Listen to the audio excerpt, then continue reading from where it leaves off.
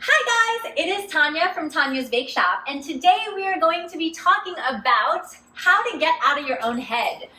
I wanted to switch gears a little bit because my last video I filmed was a little sad.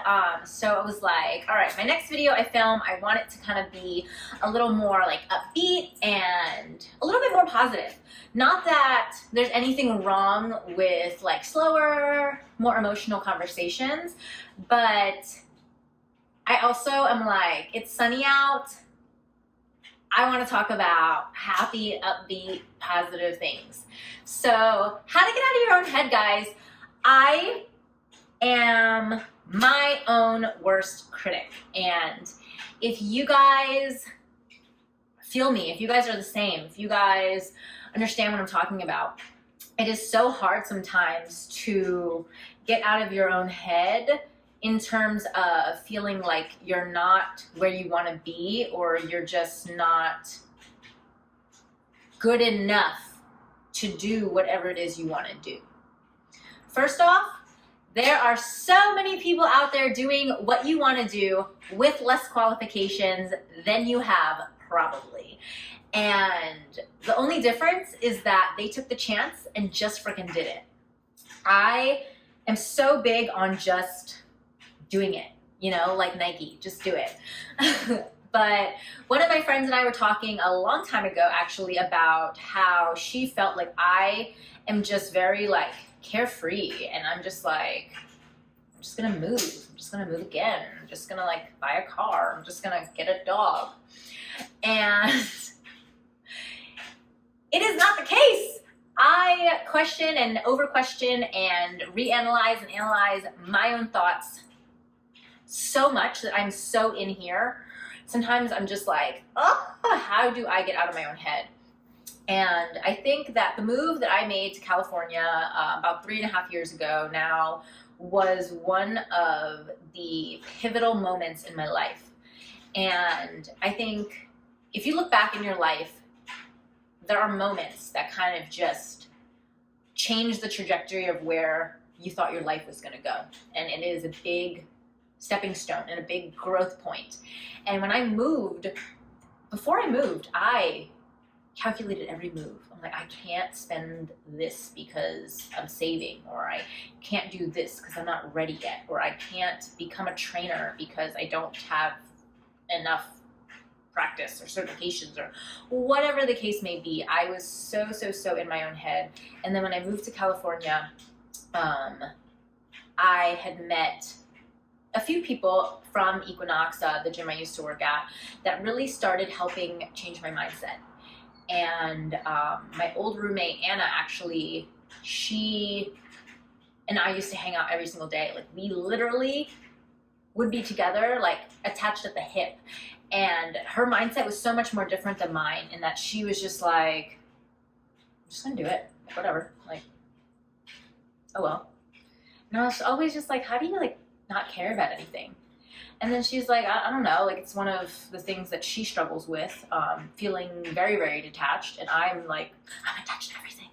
So I kind of had to find a little bit of a balance there, where I started detaching myself from things that really didn't like serve me any purpose. Like, I used to be super obsessed with making a ton of money and buying expensive things just because I love stuff. Like, let's be real. I love stuff. I love shopping. I love new things. And I've always like wanted more. And from my move and just from life experiences, I've kind of just been like, I'm okay here. Like, I'm cool. Like, I am doing so much. I can do it. And, you know, with every endeavor now that I do, you know, with YouTube, with selling my resistance bands, with launching online programs, launching online training, and all of these things, I've never felt qualified to do anything that I'm doing.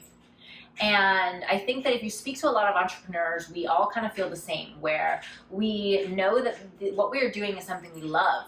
But at the same time, it's so difficult because we are so hard on ourselves, and we also constantly feel like there's somebody who might be doing it better, or there might be another way, or we're just not there yet. I don't want to put out a product that's not 100% finished. And, you know, what I've learned in the fitness industry and in life is that you're never going to be ready. You're never going to be like at your point where you're just feeling so 100% confident that you could probably feel 80, 90% confident. But there's always a small piece when you work for yourself and you are putting something that you created out into the world where you feel a little hesitant, like what are people going to think? What if people don't like it? Or what if people don't buy? Or, you know, oh well. I've launched a ton of training programs. Some have sold well, some have sold too. I've trained a bunch of clients. Some clients I've had now for 3.5 years. Some clients after their 10 session package, we never talked again. That's okay too. You are not for everyone. Your business is not for everyone. Your passion is not for everyone. And we have to be more okay with knowing and understanding that what we're doing isn't going to be for every single person. But there is going to be a market of people that appreciate and love and are going to continue to consume what we do. As long as you're genuine, as long as you're passionate, as long as you stay real, you're going to find your tribe. You're going to find your crew of people that just love what you're putting out. Nowadays, we are in the era of everyone is a content creator. You know, the online internet space is so big, and a lot of times people see it as like there's so much competition, there's no way I could get into XYZ because there's so many people. Okay, and as many people are in the field that you want to do, there's millions and billions of other consumers that you could target if you just try. So today's message is definitely a little bit shorter than my other videos, but I really, really want you guys, and I encourage you to start to think outside the box. Start to do more without having to know everything. Start taking more chances. And, you know, this may be the message that you needed to kickstart your dream, or to find a new hobby, or to get out of that relationship you didn't want, or whatever the case may be. It's your life. And there are a lot of aspects that we can't control. But what we can control is how we react to the things that happen to us and the situations that we're put in. And, you know, we can only control ourselves. We can only speak for our own actions and our own thoughts. So hope you guys liked today's video, and don't forget to like, comment, and subscribe. Have a great day.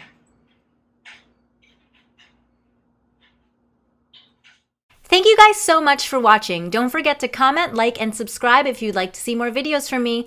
Thanks, guys.